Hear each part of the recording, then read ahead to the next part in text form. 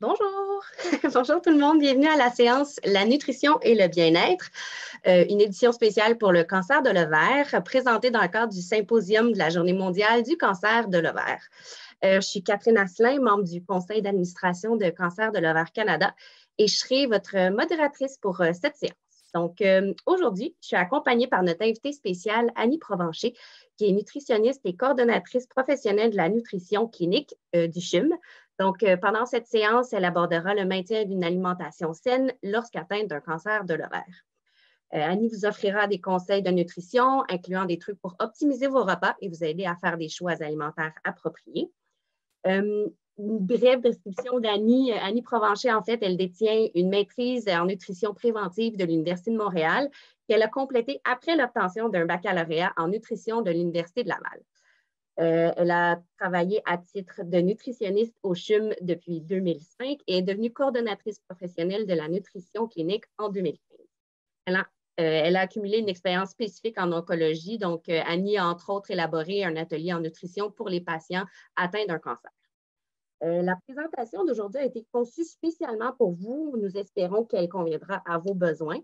Nous avons prévu une période de questions d'environ 15 minutes à la fin de la présentation. Donc, je vous invite à poser vos questions en utilisant la boîte de discussion sur le côté de votre écran. Et puis, donc, on a du temps à la fin pour les adresser. N'hésitez pas à les poser. Ça va nous faire plaisir de répondre au mieux à toutes ces questions-là. Donc, je vous souhaite une bonne écoute et Annie, je te laisse la parole. Alors, bonjour, je vais simplement ouvrir ma présentation.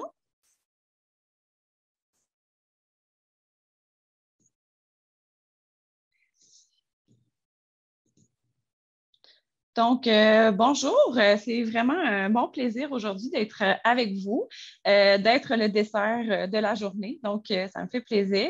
Je suis nutritionniste, comme Catherine l'a dit. Donc, aujourd'hui, je vous ai fait une belle présentation sur différents sujets que j'ai ciblés selon mon expertise clinique.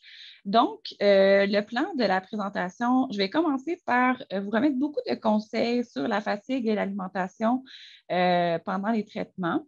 Je vais aussi vous remettre des conseils nutritionnels en lien avec différents symptômes digestifs et on va avoir une brève discussion sur les recommandations nutritionnelles après les traitements. Comme Catherine l'a dit, c'est important de conserver vos questions, puis je vais y répondre avec plaisir à la fin de la rencontre. Je voulais, dans le fond, vous mentionner, dans le cadre de mon day-to-day au travail, qu'est-ce que ça fait une nutritionniste en oncologie? Donc, nos buts principaux, c'est de maintenir un état nutritionnel du patient, incluant ses capacités fonctionnelles et un bon fonctionnement du système immunitaire. De favoriser aussi, grâce à des conseils nutritionnels, les symptômes, le contrôle des symptômes digestifs. Qui peuvent survenir avec un traitement en oncologie. Donc, on y va toujours avec des conseils qui sont personnalisés et on s'adapte beaucoup aux habitudes alimentaires déjà présentes de la personne.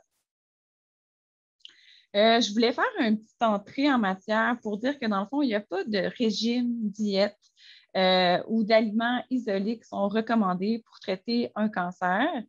Si vous tenez absolument à tenir une diète restrictive, bien, je vous invite grandement à en discuter avec votre équipe médicale et la nutritionniste en oncologie. Quoi qu'une diète, un régime, ce n'est pas approprié pour le cancer, ce n'est pas plus approprié, selon moi, pour la vie de tous les jours.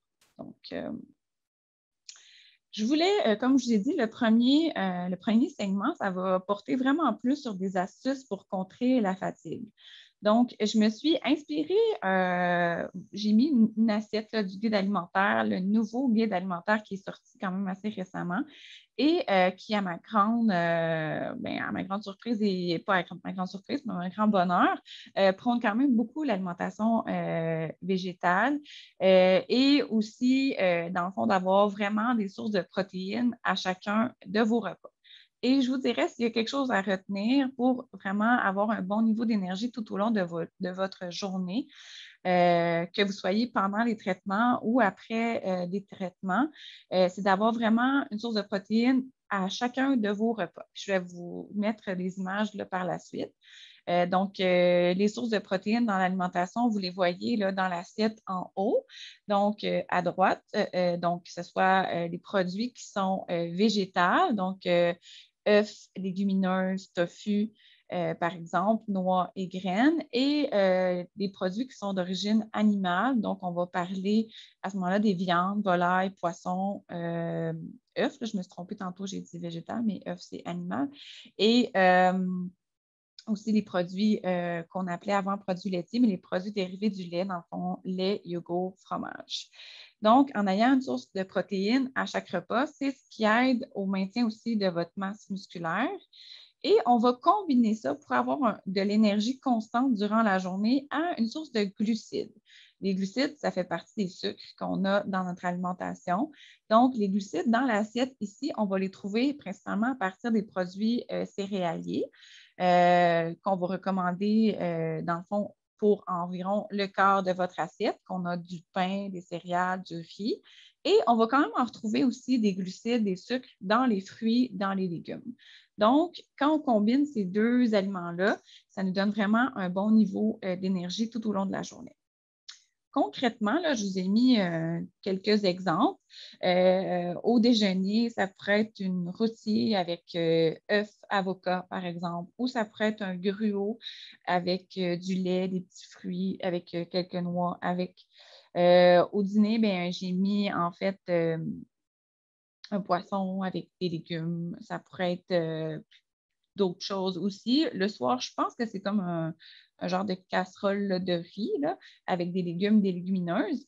Et au souper, vous avez l'exemple en fait des pâtes avec une sauce à la viande ou bien un bon morceau de viande avec des légumes. Donc, quand on a vraiment des protéines aux 3 repas, c'est sûr qu'on arrive à la fin de la journée et qu'on a consommé toutes les protéines qui sont nécessaires.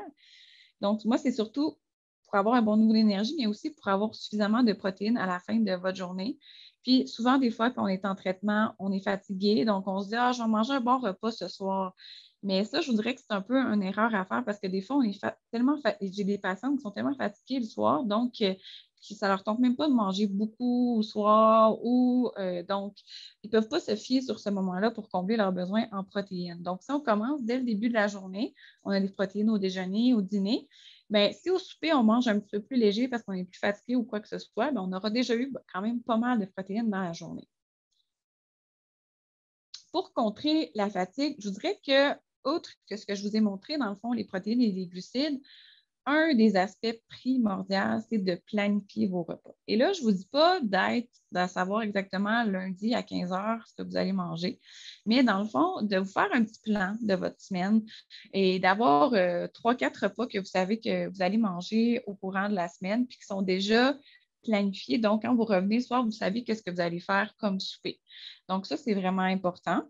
C'est important aussi d'avoir de ces repas-là, des repas qu'on va appeler peut-être le plus dépanneurs ou qui vont être faciles à réaliser, puis que vous ayez, dans le fond, là, des aliments près de votre portée pour ces repas-là.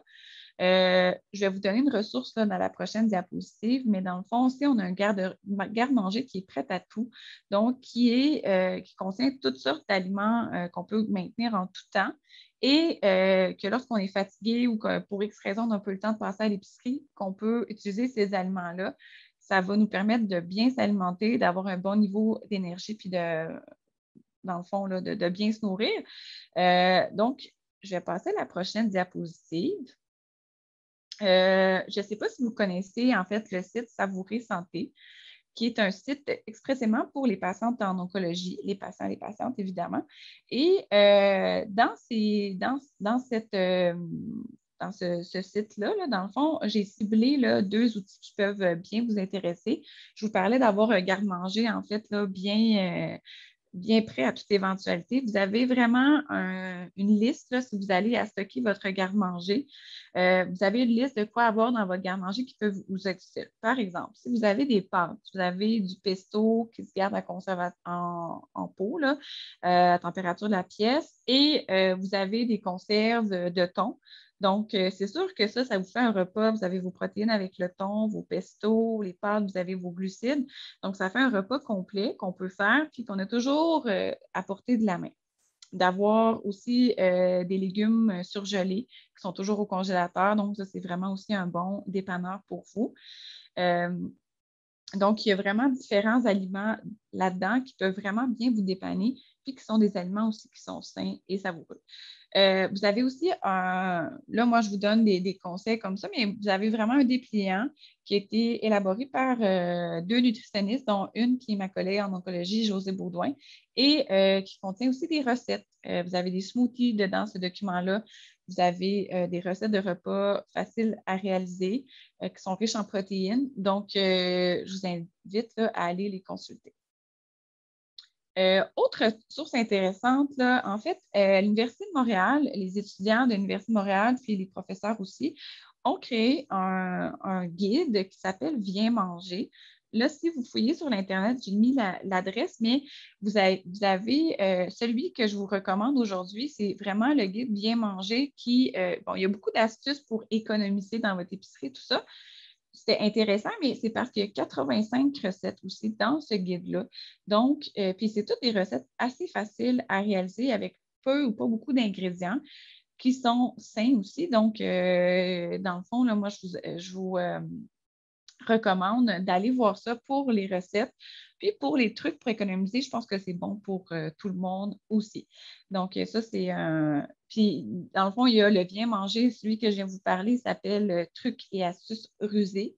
Mais il y a aussi un bien manger végétarien. Donc, pour celles qui peuvent ou qui s'est intéressées à manger plus végétarien, vous avez aussi beaucoup, beaucoup, beaucoup de recettes dans l'autre guide. Puis, il est élaboré par le département de nutrition. Donc, ça peut être vraiment bien. Vous avez aussi des fiches santé du CHUM qui sont ouvertes à toute la population. Donc, que vous ayez eu vos traitements CHUM ou ailleurs, et c'est ouvert à tous. Et moi, j'en ai ciblé, si vous allez sur Google, vous marquez fiche santé CHUM, vous allez tomber sur toutes les fiches santé qu'on a au CHUM. Mais j'ai mis les 3 liens, là, vous allez avoir les 3 liens des fiches santé que j'ai ciblées pour vous. Il y en a une que c'est la fatigue reliée au cancer à ces traitements. Il y en a un sur l'alimentation riche en énergie et protéines. Donc, dans ce document-là, vous avez vraiment où sont les sources de protéines, comment enrichir votre alimentation si vous avez une perte d'appétit ou une perte de poids. Donc, comment aller l'enrichir à ce moment-là. Et vous avez une autre fiche qui est quand même très importante, là, même si je ne suis pas kinésiologue, mais qui est sur l'activité physique là, pendant les traitements. Puis, en fait, là, je vais aller là, dans le fond, de garder, de se rester, demeurer actif pendant les traitements. Je pense que ça aide énormément aussi à maintenir un bon niveau d'énergie parce que ça favorise le maintien de votre masse musculaire que vous avez déjà. Donc, en étant actif, c'est important de respecter par contre vos limites. Donc, souvent, on a tendance à être plus fatigué pendant les traitements pour le cancer. Donc, c'est bon de diminuer peut-être le niveau d'activité que vous faisiez en temps normal, d'en faire un peu moins. Puis, de voir aussi comment le lendemain, vous avez fait un peu d'activité, comment vous récupérez de tout ça. Si le lendemain, vous vous sentez ultra fatigué puis c'est trop, ça veut dire que vous en avez fait un petit peu trop. Donc, de diminuer votre niveau à ce moment-là. Mais d'avoir quand même un petit niveau d'activité physique régulier dans la semaine, ça peut être intéressant. Souvent, je suggère plus d'y aller en fractionnant votre activité physique. Donc, peut-être si vous étiez habitué de prendre une marche de 1 heure et quart, à ce moment-là, ce serait peut-être plus approprié pour vous d'aller peut-être 2 ou 3 fois par jour prendre des mini-marches de 10-15 minutes, là, 10 minutes. Donc, c'est de voir. Pour contrer la fatigue, c'est important d'être très bien hydraté dans la journée, donc s'hydrater suffisamment. Pour la majorité des gens, ça peut correspondre à 1,5-2 litres d'eau par jour ou d'autres liquides. Bien entendu, c'est sûr que du café ou du thé, c'est pas proscrit du tout, mais ça déshydrate. Donc, ça ne contribue pas à votre état d'hydratation. Donc, on va y aller, si vous prenez un café ou thé, ben, c'est important de ne pas le compter là, comme un verre d'eau, en fait. Demandez de l'aide à votre entourage si vous sentez la fatigue. Encore là, c'est bon de demander de l'aide, mais je pense que ce qui est encore mieux, c'est de spécifier l'aide que vous avez besoin. Parce que vous avez peut-être besoin de quelques repas qui sont déjà prêts pour vous, mais vous n'avez peut-être pas besoin que la personne qui vous prépare les repas reste toute la journée avec vous parce que vous êtes fatigué. Donc, c'est important de lui dire, écoute, j'aimerais ça avoir peut-être des soupes repas, pâtés chinois, différentes petites choses. Viens passer une demi-heure avec moi, viens me les porter, ça va me faire plaisir, mais le restant de la journée, j'aimerais ça le prendre pour moi. Donc, moi, je vous encourage à spécifier l'aide que vous avez besoin. Là, on va tomber dans la deuxième section de la présentation où je vais aborder plus les symptômes digestifs. Donc, s'il y a certaines d'entre vous qui ont reçu une recommandation par votre nutritionniste ou par votre médecin traitant d'avoir une alimentation restreinte en fibres, bien, en fait, c'est bon, mais il faut vraiment avoir eu que ce soit votre médecin ou votre nutritionniste qui vous ait suggéré ça. Donc, il n'y a pas lieu de suivre ça si vous n'avez pas eu un membre membre de l'équipe inter qui vous a recommandé ça.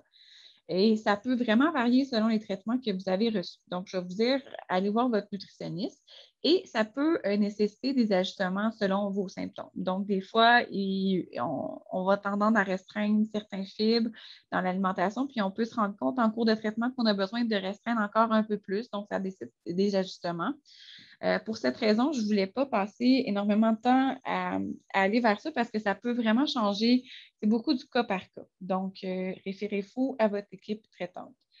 Un autre sujet que je voulais aborder, ma collègue en oncologie m'a dit qu'il y a souvent des patientes qui ont des cancers de l'ovaire qui présentent de la satiété précoce, que ce soit pendant les traitements. La satiété précoce, en fait, là, c'est un beau terme nutritionnel, mais ça dit la sensation qu'on est plein rapidement lorsqu'on mange. Donc, lors d'un repas, vous vous sentez plein tout de suite, puis ça fait que vos portions en sont grandement diminuées. Ce que je vous recommande à ce moment-là, c'est d'avoir vraiment plusieurs petits repas par jour selon votre tolérance. Donc, vraiment des mini-repas. Donc, par exemple, vous déjeunez, vous prenez, je ne sais pas moi, 2 toasts beurre d'arachide. Bien, vers 10-11 heures, ça pourrait être de reprendre un gruau avec des fruits dedans. Vers midi, vous prenez des pâtes avec quelque chose d'autre. Si vous sentez que votre plat de pâtes il était trop, bien, vous pouvez le manger, le même plat de pâtes, peut-être 2 heures après. Donc, d'avoir vraiment 6-8 petits repas. C'est important pour ces petits repas-là que vous avez une source de protéines à chacun de vos repas pour accumuler la quantité que vous avez besoin dans votre journée. Là, l'autre diapo, je vais vous montrer l'hydratation calorique.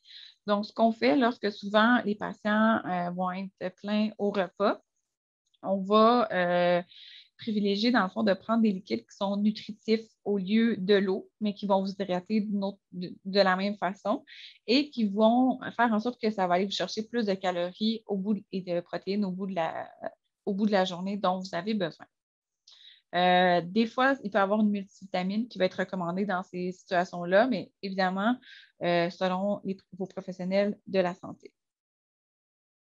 Donc, je parlais de l'hydratation un petit peu plus calorique.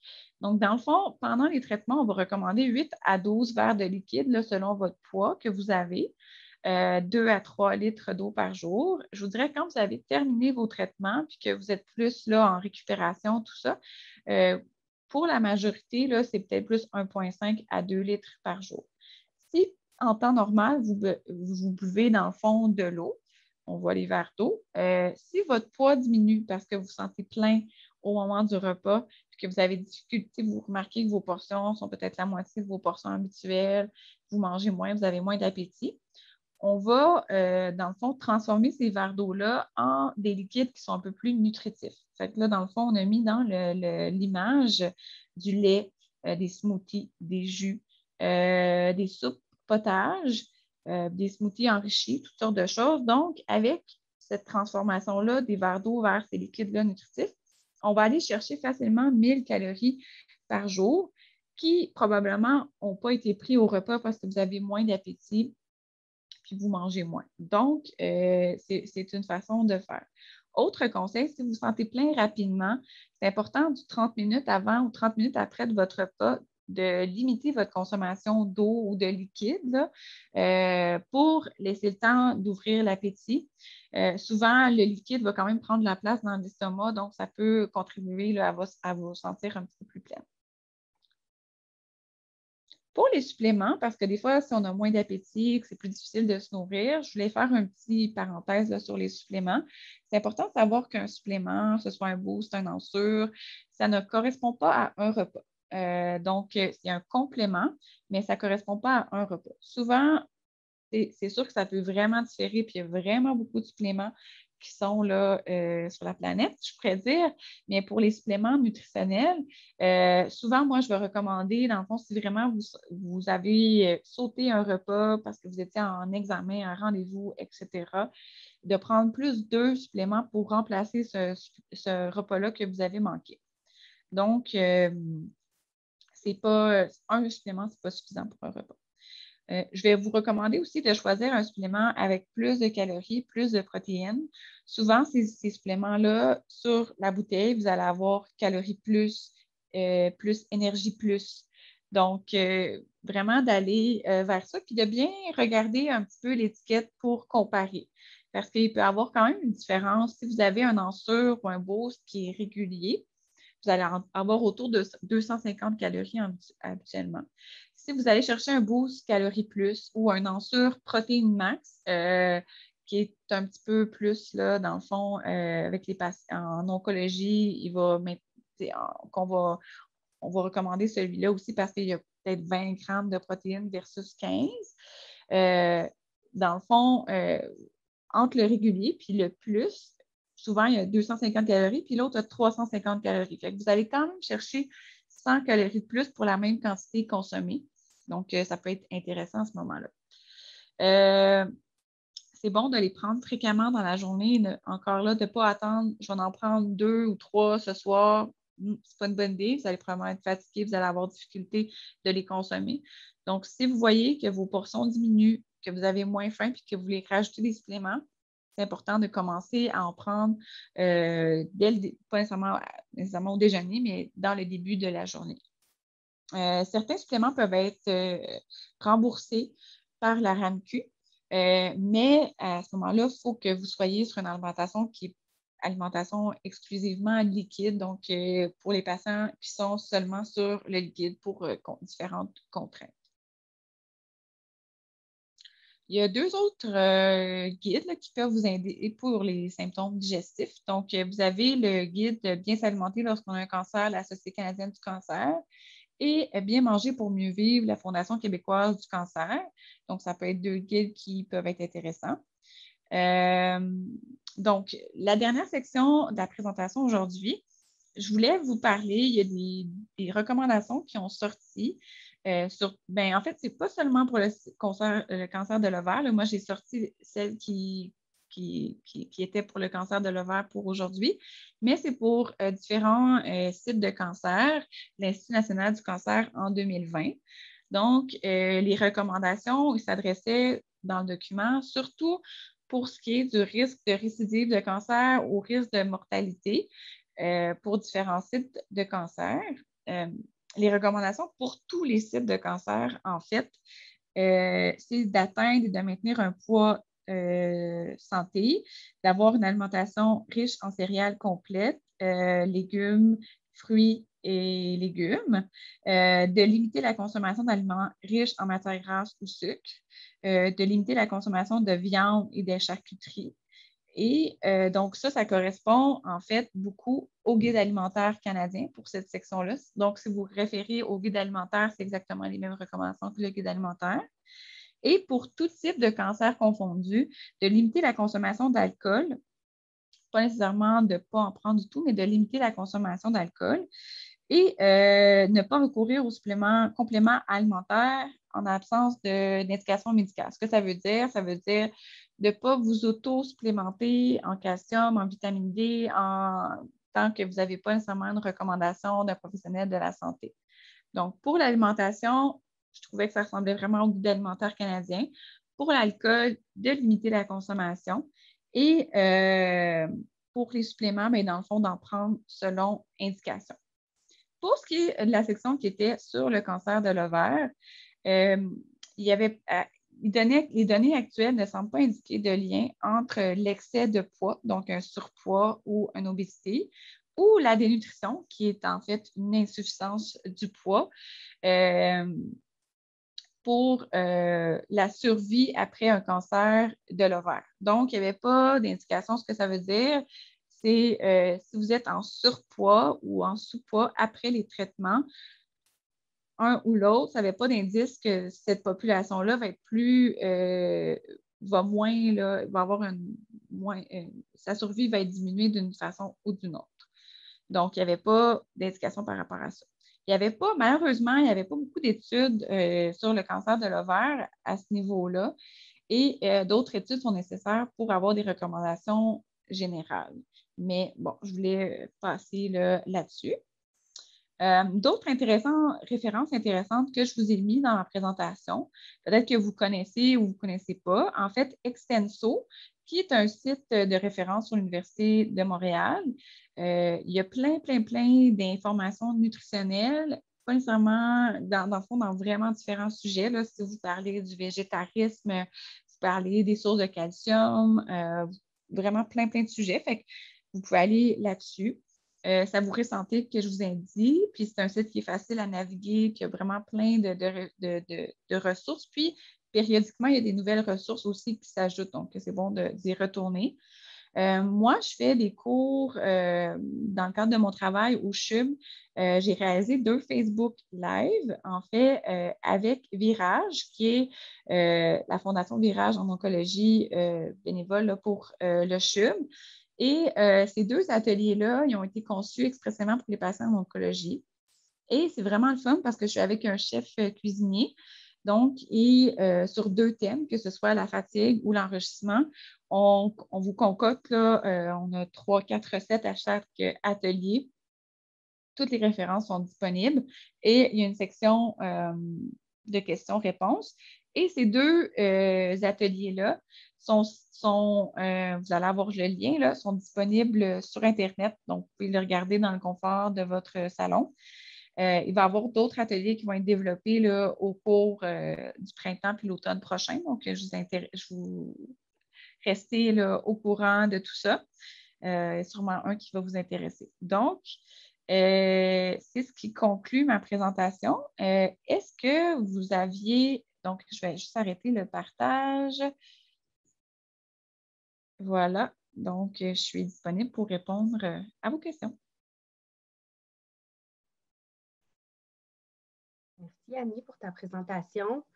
Là, on a accès à une nutritionniste là, gratuitement, pas besoin de prendre rendez-vous direct. On s'attend vos questions. Mais moi, j'en ai une en attendant voir c'est quoi les recettes que tu as cuisinées lors de ton Facebook Live, parce que là, on parle de nourriture, je ne sais pas encore qu'est-ce que je vais faire pour le souper. Ça peut m'inspirer. Oui, bien en fait, l'atelier sur la fatigue, ça s'appelle Cuisiner en toute simplicité. Donc, c'est vraiment des recettes qui sont simples, pas trop de vaisselle aussi. Puis dans cet atelier-là, vous avez un poisson qui peut être fait à partir de poisson surgelé qui est en papillote, donc tout en un, avec du couscous dans le fond. Après ça, vous avez le poisson, les légumes, vous en mettez ça dans une papillote, puis vous mettez ça au four, ça vous fait un repas qui est complet. Il y a des boules d'énergie aussi. Donc, ça peut être une collation là, qui est intéressante là, avec des dattes, du chocolat, tout ça. Ensuite, ça, c'est pour celui sur la fatigue. On a une autre recette dans celui-là. J'essaie juste de m'en rappeler. Dans l'autre, on a un plat de pâtes tout en un. Donc, ça, c'est un plat de pâtes qu'on met tout dans la casserole en même temps. Les pâtes, l'eau, les bouillons, les légumes, tout ça. Puis, on laisse cuire ça. Puis, à la fin, on arrive vraiment à des pâtes qui sont déjà prêtes. Puis, c'est à base de tofu avec des légumes dedans. Bon. En tout cas, c'est... Il y a plein de recettes comme ça. Puis, tu sais, en ayant le chef avec nous quand on fait ça, il nous donne tout le temps des petits trucs. Puis, c'est bien le fun, c'est bien convivial. Merci beaucoup, Annie. Là, j'ai reçu quelques questions pour toi. Il y en a certaines, entre autres, qui trouvent ça difficile de se motiver à perdre du poids entre les traitements. Est-ce que tu as peut-être des trucs pour ceux et celles à qui ça arrive, soit des suggestions, des façons de rester encouragé ou rester motivé? De perdre du poids, c'est ça la question? Exact. Okay. Il y en a certaines qui trouvent ça difficile à se motiver. Là. Parce que en fait, les traitements sont échelonnés sur long terme ou entre autres, pour plusieurs. Entre autres. Oui, je n'ai pas l'exemple concret, mais je ne savais pas si tu avais peut-être des trucs OK, bien, c'est une bonne question. Là. Je vais y répondre en 2 segments, là, si vous me permettez, parce que dans le fond, nous, on ne va pas recommander si vos traitements sont quand même rapprochés, c'est comme dans 2-3 mois, on ne va pas nécessairement recommander une perte de poids parce que souvent, s'il y a une perte de poids, il y a une perte de masse musculaire, puis ça peut augmenter le niveau de fatigue. Si c'est une perte de poids que vous visez à long terme, maintenant, les recommandations au niveau du poids, là, on va plus viser une modification des habitudes alimentaires et ça ne veut pas nécessairement dire que vous allez modifier vos habitudes alimentaires, que vous allez nécessairement perdre du poids. Parce que dans le fond, on le sait, le poids, il est relié aussi à notre métabolisme, si vous prenez des médicaments, à vraiment différents facteurs. Fait que moi, je voudrais pour le bien-être de votre santé, puis même, c'est prouvé. C'est comme je vous disais, dans le fond, un gain ou une perte de poids après la fin des traitements, c'est pas nécessairement une meilleure survie. Donc, mais on sait dans la littérature qu'un changement d'habitude alimentaire, dans le fond, d'avoir des meilleures habitudes alimentaires, ça va être quand même relié à diminution du risque de diabète, maladie cardiovasculaire, tout ça. Fait que je pense qu'il faut se mettre dans pas nécessairement penser au poids, mais penser à améliorer vos habitudes alimentaires. Puis je pense que dans ce cas-là aussi, c'est meilleur pour le moral. Puis c'est ça. C'est ça. Fait que je ne sais pas si ça répond bien à la question, mais je pense que moi, je trouve que ça fait du sens, en tout cas. Les autres questions que j'ai reçues, c'est par rapport, dans le fond, à des trucs qu'on entend souvent, comme quoi le sucre et les produits laitiers peuvent nourrir les cellules cancéreuses. Est-ce que c'est reconnu? Est-ce que c'est des faits éprouvés ou il n'y a pas vraiment de lien avec ça? J'ai souvent cette question-là. En fait, les cellules, que ce soit des cellules cancéreuses ou nos cellules de notre corps, se nourrissent avec du sucre. Ça c'est sûr. Mais dans les études, à date, les études qu'on a eues sur le sucre et le cancer, ça a vraiment été des études en laboratoire. Ça n'a pas été des études sur des humains. Donc, il n'y a rien de prouvé à ce stade-là là, pour les études là, chez l'humain. Et en fait, de priver complètement de sucre notre corps. Puis là, en fait, quand je dis de sucre, je parle évidemment des glucides là, qu'on trouve dans l'alimentation qui sont sains, là, dans le fond, les produits céréaliers, les fruits, les légumes. En fait, notre corps en a besoin de ces sucres-là. Le cerveau fonctionne avec le sucre. Et en fait aussi, que ce soit dans le fond pour avoir un bon niveau d'énergie, pour avoir nos vitamines, nos minéraux, on a besoin du sucre. Donc, je vous dirais qu'il n'y a pas rien de prouvé pour les cellules cancéreuses et le sucre chez l'humain, là, dans le fond, dans l'humain. La cellule, oui, elle se nourrit de sucre, mais c'est comme toutes les autres cellules du corps. Comme tu exactement. Okay. Donc, c'est pas vraiment bénéfique là, de carrément couper le sucre là, pour les traitements parce que souvent, on va être affaibli, on va être étourdi. Fait que c'est pas recommandé. Là, OK. Puis les produits laitiers, il n'y a pas... les produits laitiers, en fait, ça dépend du type de cancer. Si on parle, par exemple, du cancer de la prostate, ça a été prouvé que plus que 4 portions de produits laitiers, de lait, en tout cas précisément, ça augmentait le risque de cancer de la prostate puis de récidive. Fait que ça, c'est sûr. Pour ce qui est du cancer de l'ovaire, il n'y a pas de données là-dessus.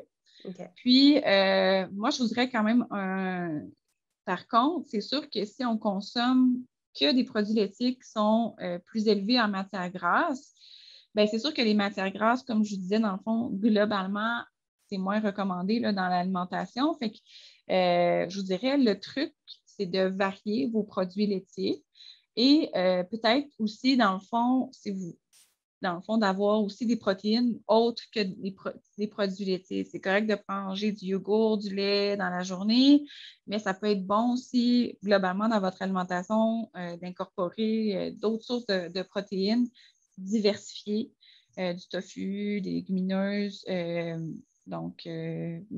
pour les produits laitiers, il n'y a pas de lien, mais moi, je vous dirais quand même, en haut de 4 portions par jour, vous n'avez pas besoin de plus que ça. Fait que c'est pas mieux non plus d'en prendre trop. Là.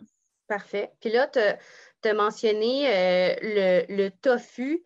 Est-ce qu'il y a des restrictions peut-être avec le tofu, puis en lien avec l'estrogène? Y a-t-il quelque chose aussi là-dedans? Est-ce que ça peut affecter le cancer de l'ovaire ou quoi que ce soit? Y a-t-il un lien à faire ici, puis limiter sa consommation de tofu?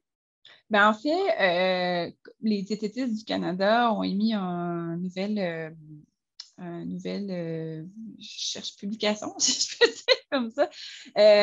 Puis, tous les cancers qui sont dits hormonodépendants, donc on parle estrogène, on parle cancer du sein, ils disent que les survivants du cancer peuvent consommer environ 2 portions par jour sans danger. Le soya est un aliment qui est bon pour le cœur, qui permet d'ajouter des protéines, des fibres et la variété. OK. Donc, ce n'est pas limité. Ça a été souvent, par exemple, discuté, ça, je suis tout à fait au courant. Puis même, des fois, c'est véhiculé par certains professionnels de la santé. Puis c'est juste qu'ils ne sont pas informés à ce sujet-là. Mais moi, au contraire, là, je le recommande parce que justement, c'est tellement une source de protéines intéressante qui est faible en matière grasse. C'est pratique aussi. Tu sais, le tofu, on peut en acheter, on laisse ça dans le réfrigérateur, puis si on est occupé, on a juste à le faire réchauffer, on le rajoute à quelque chose, ça se conserve bien, on n'a pas besoin de dégeler ça. Donc, moi, je pense que c'est facilement accessible, puis c'est faible en gras, donc c'est intéressant. Parfait. Est-ce qu'il y a des contraintes pour les crudivores, le crudivorisme et tout ce qui est alimentation vivante? Est-ce que as-tu des conseils par rapport à ça? Je sais, bon, tu as parlé du guide alimentaire comme quoi les légumes puis les produits d'origine végétale sont Sont mis de recommandés. l'avant, oui. C'est ça, sont beaucoup plus mis de l'avant dans le nouveau guide que dans l'ancien guide. Donc, ça va dans ce lien-là, mais as-tu des petites Mais recommandations oui, à c'est faire? sûr qu'il y a des mises en garde dans une certaine. Faut avoir, dans le fond, qu'on soit crudivoriste, à avoir les protéines qu'on a besoin en premier lieu. Et il faut faire attention. Si vous êtes en traitement de chimiothérapie, votre système immunitaire est affaibli. Donc, vous êtes toujours plus à risque de contracter des toxines-infections alimentaires. Et c'est pour cette raison que souvent, on va recommander d'éviter les laitues pendant la période où votre système immunitaire est plus affaibli parce que c'est difficile de bien nettoyer la laitue.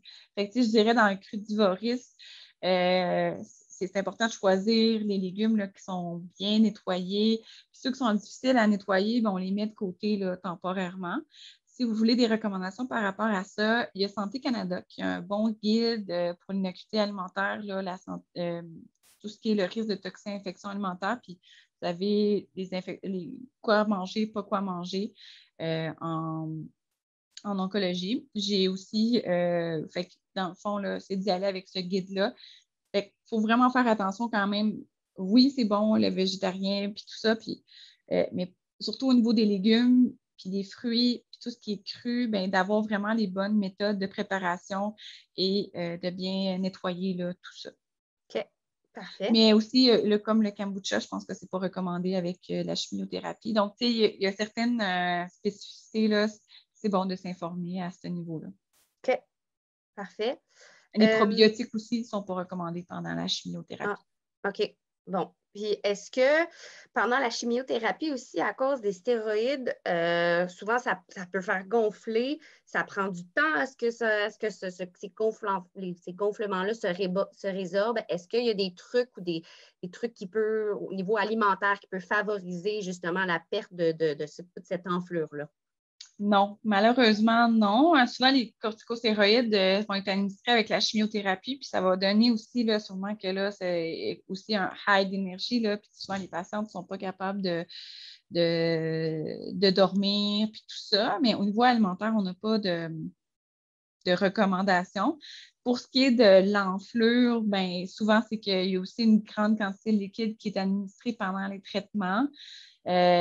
Souvent, l'infirmière PIFO qui travaille avec moi va dire de surélever les jambes. Ça va peut-être plus de demander des conseils à l'infirmière ou au médecin si vous sentez que vous êtes enflé et que c'est difficile. C'est ça, d'avoir une position adéquate puis de le mentionner. Peut-être qu'ils vont pouvoir ajuster vos traitements. S'il y a trop d'enflure, ils vont vous donner d'autres médicaments pour diminuer ça. Mais au niveau nutritionnel, non, malheureusement, il n'y a rien que je peux faire pour vous. OK. Puis au niveau, pour aider avec la ménopause, les bouffées de chaleur, est-ce qu'il y a des suggestions, des trucs alimentaires peut-être pour aider celles à qui Moi, ça... je ne m'y connais pas beaucoup pour ça, mais je sais que le soya, ça peut être bénéfique. Donc, justement, du tofu, des fèves de soya, tout ça. Mais tu sais, c'est pas Teflon. Tu sais, je veux dire, c'est pas une preuve scientifique Teflon. Je vous dirais, ça peut aider, fait que ça vaut peut-être la peine de l'essayer. Mais il faudrait que je retourne dans mes choses là, pour vérifier par rapport à ça. Là, je vous dis ça à brûle pour point, là, selon OK, mes connaissances. c'est bon. Puis, il y a quelqu'un qui aime beaucoup le fromage quark avec du lin ou de l'huile de lin. Est-ce que c'est une recette que tu recommandes? Moi, je sais ça, le fromage quark, je sais que c'est un produit laitier. C'est pas trop gras non plus. Est-ce que ça peut être bénéfique? Puis je pense que c'est ça. Ça fait partie peut-être d'une alimentation saine aussi, dépendamment. Oui, oui. Il y a pas. Puis le fromage quark, là, moi, je ne le connais pas Quark. beaucoup, là. C'est mou, ça? Ouais. C'est vrai, ça ressemble beaucoup à du yogourt nature aussi, là. OK. Ben, en fait, la seule contrainte que je dirais, c'est si vous êtes en chimio, c'est peut-être vérifier là, si ça, vous pouvez le prendre, là. Parce qu'il y a quand même certains fromages qui, c'est comme le fromage cottage, ça peut être consommé, mais les fromages à pâte molle, c'est comme le camembert, le brie, non. Il faut vraiment que ce soit le fromage qui soit pasteurisé, dans le fond, pas à base de lait cru. Je pense que ça serait correct selon moi, là, mais peut-être juste vérifier cet aspect-là. Mais oui, Parfait. si c'est faible en gras puis que c'est riche en protéines, le fromage cottage, ça peut être intéressant aussi pour ça, là, justement. Là. Parfait. Bon, puis j'ai une dernière question là, avec le temps qui nous reste. On a déjà parlé, bon, c'est ça, du tofu, puis les cancers gynécologiques qui ne s'aiment pas. As-tu d'autres choses à rajouter à ce sujet-là? Mais moi, je vous encourage à en consommer honnêtement. Là. C'est pas non plus dans l'excès, mais d'en consommer selon votre goût, vos préférences. Parce que ça a été quand même, c'est quand même prouvé que tout ce qui est soya, tofu, ça peut contribuer à des bonnes habitudes alimentaires. Et je pense que c'est quelque chose qui est nourrissant, on a plus faim là, après ça, puis il y a une bonne source de protéines. Donc, allez-y, puis il y a vraiment plein de choses qu'on peut faire avec ça. Allez-y. Bon, parfait. Puis peut-être pour revenir à la question précédente, là, je pense qu'il nous reste encore une minute. Oui, oui. On a parlé un peu des fromages, dont tout ce qui est à passe-molle, camembert, brie, et on nous demande pourquoi c'est pas recommandé.